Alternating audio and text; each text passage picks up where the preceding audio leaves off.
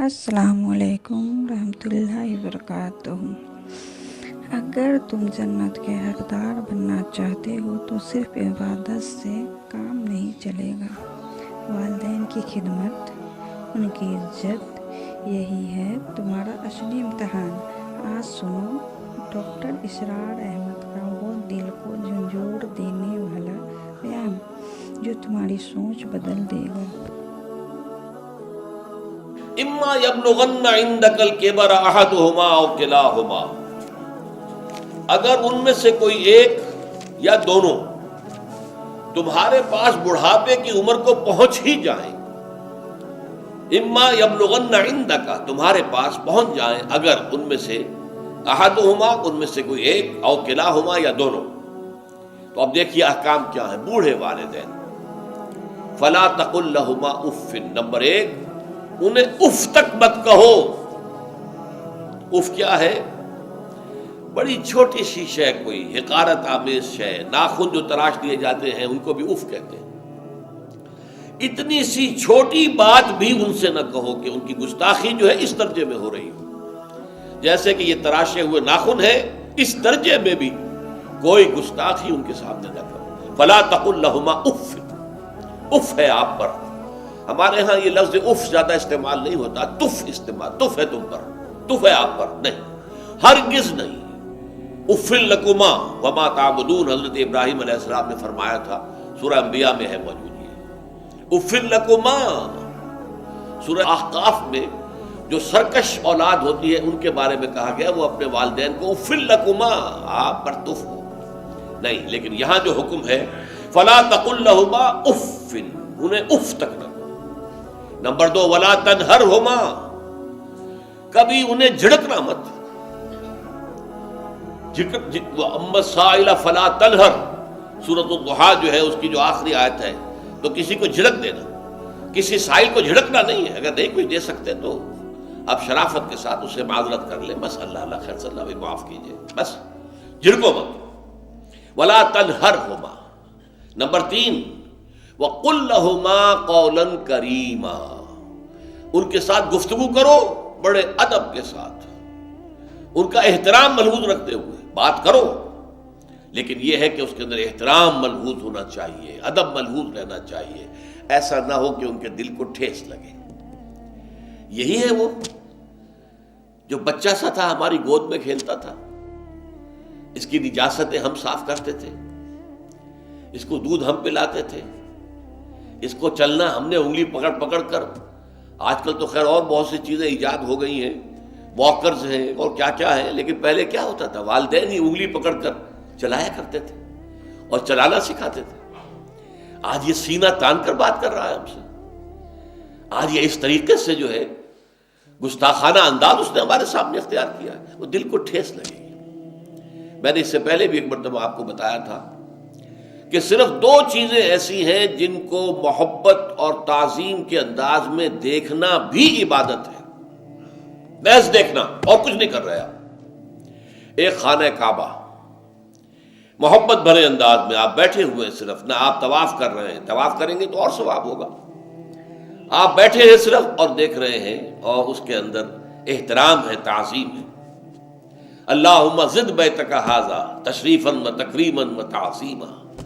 آج کل جو لوگ، اب تو خیر ٹھیک ہے بات وہاں سے آگے نکل گئی ہے، مینا میں پہنچ گئے ہوں گے لوگ، کل تو حج ہو جائے گا انشاءاللہ، لیکن جو حاجی بھی یہ دعا مسنون ہے کہ جب بھی وہ مسجد حرام کے اندر داخل ہوتا ہے اور پہلی مرتبہ نگاہ پڑتی ہے خانہ کعبہ پر، تو فوراً اللہم رب ھذہ البیت زد بیتک ھذا تشریفا و تکریما و تعظیما، اے اللہ اپنے اس گھر کو، اس کی عزت، اس کی تکریم، اس کی تعظیم، اس کے اندر اور اضافہ کرتا چلا جائے۔ تو یہ انسان اگر صرف خانہ کعبہ کو بیٹھ کر دیکھتا رہے تب بھی عبادت ہے، ثواب ہے۔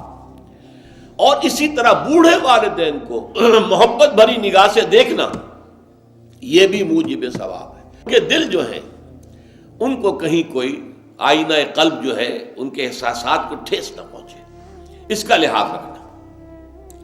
اما یبلغن عندک الکبر احدہما او کلاہما فلا تقل لہما اف ولا تنہرہما، وَقُلْ لَهُمَا قَوْلًا كَرِيمًا وَاخْفِضْ لَهُمَا جَنَاحَ الذُّلِّ مِنَ الرَّحْمَةِ، اور ان دونوں کے سامنے اپنے کندھوں کو شفقت کے ساتھ، ادب کے ساتھ جھکا کر رکھو۔ یہ جو ابھی میں نے چند الفاظ کہے تھے کہ سینہ تان کر بات کرنا، یہ ایک انداز ہوتا ہے بات کرنے کا۔ ایک یہ ہے کہ آپ بات کر رہے ہیں والدین سے، والدہ سے، والد سے، لیکن جھکے ہوئے، کندھے جھکائے ہوئے۔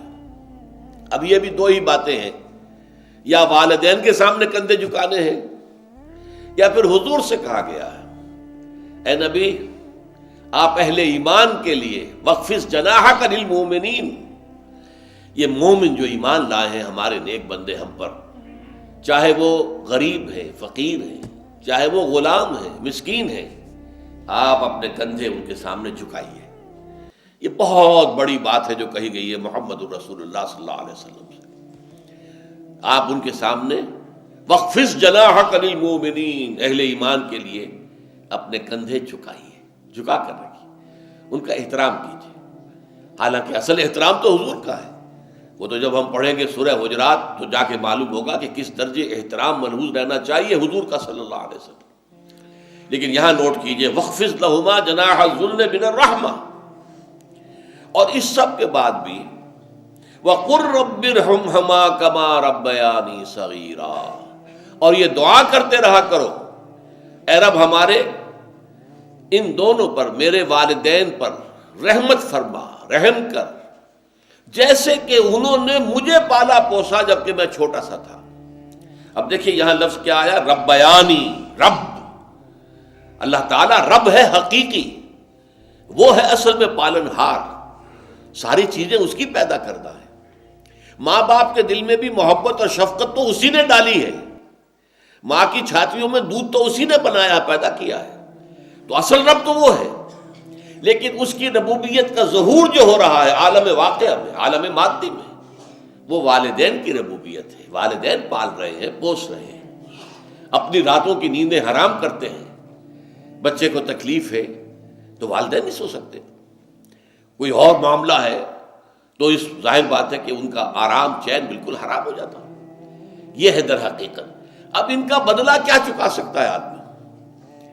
میں نے بار عرض کیا ہے کہ شکر جو ہے وہ شکر کا تقاضا یہ ہے کہ انسان حق ادا کرنے کی کوشش کرے۔ حل جزاء الاحسان الا الاحسان، کسی نے آپ کے ساتھ بھلائی کی ہے تو آپ کو بھی اس کے ساتھ بھلائی کرنی چاہیے۔ لیکن والدین نے جو بھلائی تمہارے ساتھ کی ہے تم اس کا بدلہ کیا دے سکتے ہو؟ اگر تم نے ان کے بڑھاپے میں خبر گیری کر بھی لی تب بھی وہ بدلہ نہیں ہو سکتا کہ جو انہوں نے تمہارے وجود میں آنے اور تمہارے لیے جو مشقتیں جھیلی ہیں، جو ایثار کیا ہے، جو قربانیاں دی ہیں تمہیں پالنے پوسنے کے لیے، اس کا بدلہ نہیں ہو سکتا۔ اس کا بدلہ ایک ہی ہے، اور وہ کیا ہے؟ اللہ سے دعا کیا کرو وَقُلْ رَبِّ ارْحَمْهُمَا كَمَا رَبَّيَانِي صَغِيرًا، پروردگار ان دونوں پر رحم فرما، رحمت نازل فرما، ان کی مغفرت فرما، ان کے درجات بلند کر، ان کی غلطیوں سے درگزر فرما، ان کے گناہوں کو بخش دے، ان کی غلطیوں سے چشم پوشی اختیار فرما پروردگار۔ اور یہ در حقیقت میں تجھ سے درخواست کیوں کر رہا ہوں کہ مجھ پر ان کے احسان کا بہت بڑا بوجھ ہے، ان کے احسانات کا بدلہ میں نہیں چکا سکتا۔ وَقُلْ رَبِّ ارْحَمْهُمَا كَمَا رَبَّيَانِي صَغِيرًا، اور کہا کرو اے رب ہمارے، اے رب میرے ان والدین کے اوپر، بوڑھے والدین پر رحم فرما۔ اور ظاہر بات ہے کہ یہ سلسلہ جو ہے یہ صرف زندگی کا نہیں ہے، ان کے انتقال کے بعد بھی رب ارحمہما کما ربیانی صغیرا، رب اغفر لی ولوالدی وارحمہما کما ربیانی صغیرا، یہ آپ کی نمازوں کے ساتھ دعاؤں میں مستقل دعا ہو جانی چاہیے کہ اے پروردگار مجھے بھی بخشش فرما دے، مجھے بھی بخش دیجو، اور پھر میرے والدین کو بھی بخش دیجو، اور ان پر رحمت نازل کیجو جیسے کہ اس نے مجھے پالا پوسا تھا جبکہ میں چھوٹا سا تھا۔ وَقُلْ رَبِّ ارْحَمْهُمَا كَمَا رَبَّيَانِي صَغِيرًا۔